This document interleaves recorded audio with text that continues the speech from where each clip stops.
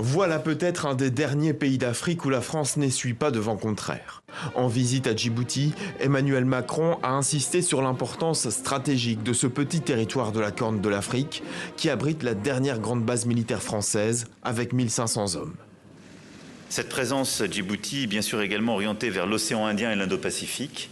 Et notre stratégie Indo-Pacifique, réaffirmée, consolidée depuis le printemps 2018, ne pourrait se faire sans justement les forces françaises de Djibouti et ce qu'elles permettent de faire. En même temps que c'est un point d'appui pour des opérations essentielles et des missions d'urgence.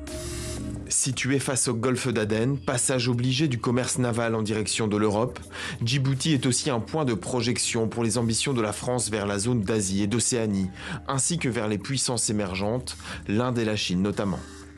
Mais depuis que la France a été contrainte d'évacuer ses troupes du Mali, du Burkina Faso et du Niger, et que les contingents français plient maintenant bagage au Tchad et au Sénégal, la France doit revoir sa stratégie militaire africaine.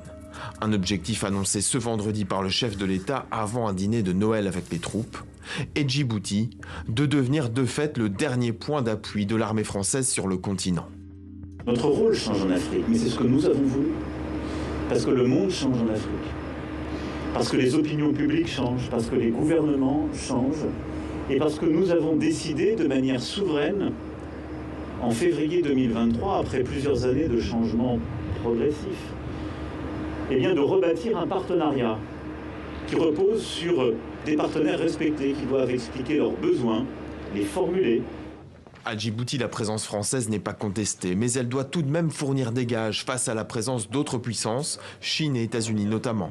Un traité de coopération de défense a été renouvelé et les deux chefs d'État ont aussi signé 2 accords, l'un sur la construction d'un nouvel aéroport à Djibouti, un autre sur le développement d'une agence spatiale.